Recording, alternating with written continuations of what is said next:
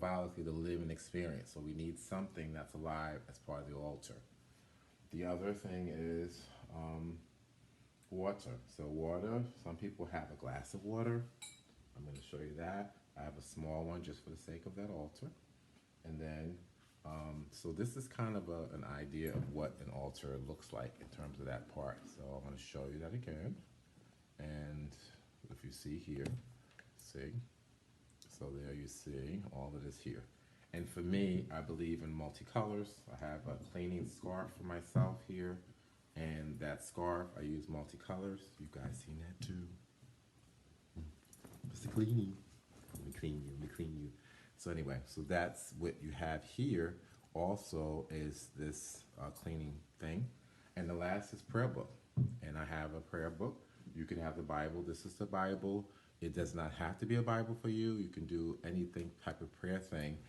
It could be your advice around like an inspirational book. You don't have, if you're not, you don't have to choose that, but it could be the Bible, the Quran, whatever makes you feel a messenger. This is our way to communicate with God or get advice from a higher self in that way, and that also should be present.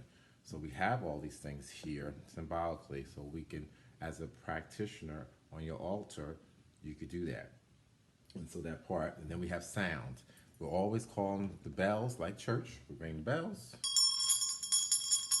It's a cleansing, it's air, it's calling the spirits, it's calling God, asking for God's messages.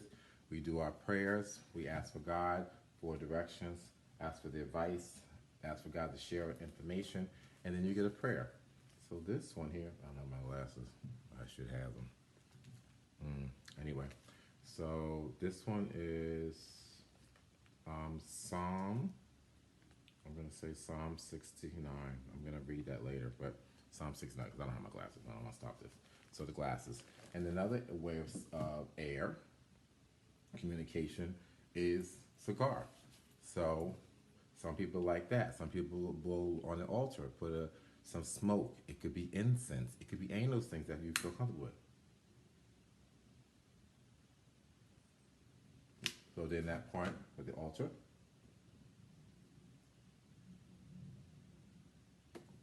Isn't that impressive? Look at the smoke. Anyway, so that there is meant, again, the altar. And all this is about is God. We're not making this out something else. This is God's light. God created all this space. I don't want to give confusion. I don't want to become a religious thing. But I wanted to share with you that you can create such a thing for yourself and still have your conversation with God.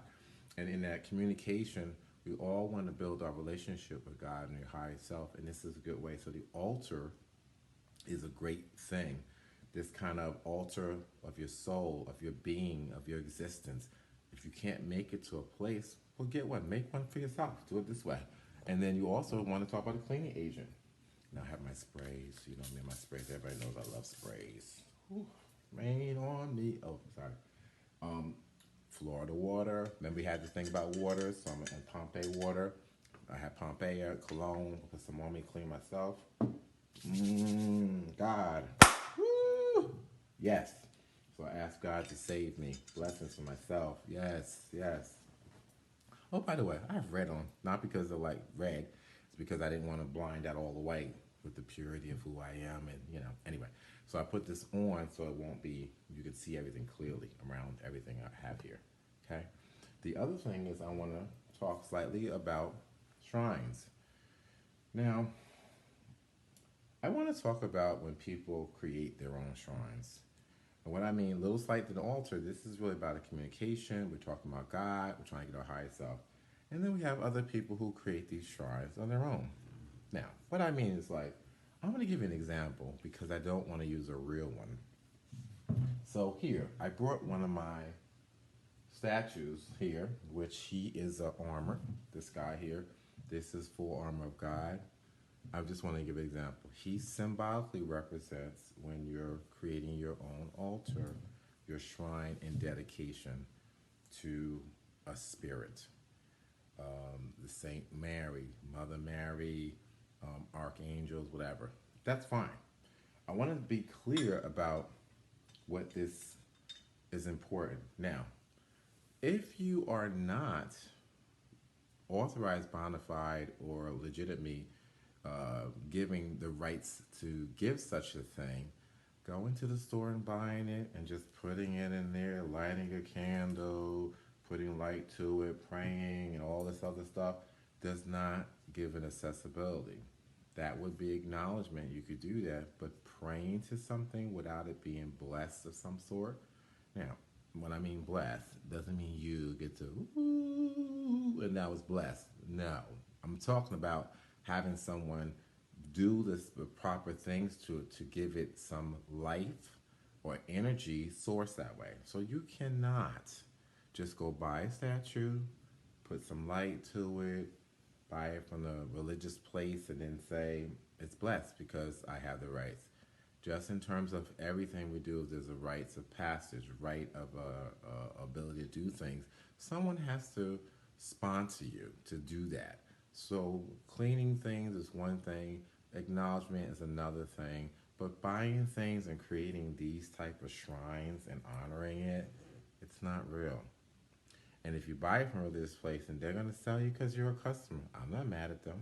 But the fact that they didn't tell you to go home and get a candle and put water and ooh, talk to me. I want to hear you. I feel, I sense all your power. No, you're not authorized to do that. So all you folks that have made these altars and shrines, you went to the store, you just bought them, and you started praying to them. I see a lot of that. It's wrong. It doesn't exist.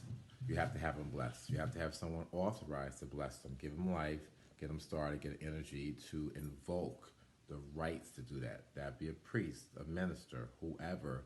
In those cases, if that's the practice, you need to go to someone who is familiar with that to give it that life, to give it to you so that you can create the proper thing. Okay, so that's important too. So if you're doing such a thing and you need help, please reach out.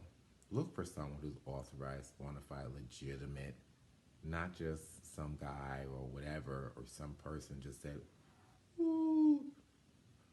Check the credentials. If they don't have authorization, then a statue is just a nice ornamental thing. Like this thing. Even though he's got the arm of God, yes, he does. He's the protector, but I am authorized to give him the light. So I can give that to him. As a result of that, he's blessed. But the rest of you folks that are not or don't know how to, come take a class. I can gladly do that. But the average person, you need someone to sponsor you. So, well, I hope this helps you. Let's ring the bell, call God, give acknowledgement to our Father, our God. We give the blessings, the life in which we come, life in which we return. We ask for the blessings of the Lord that refreshes. We ask that's prayer.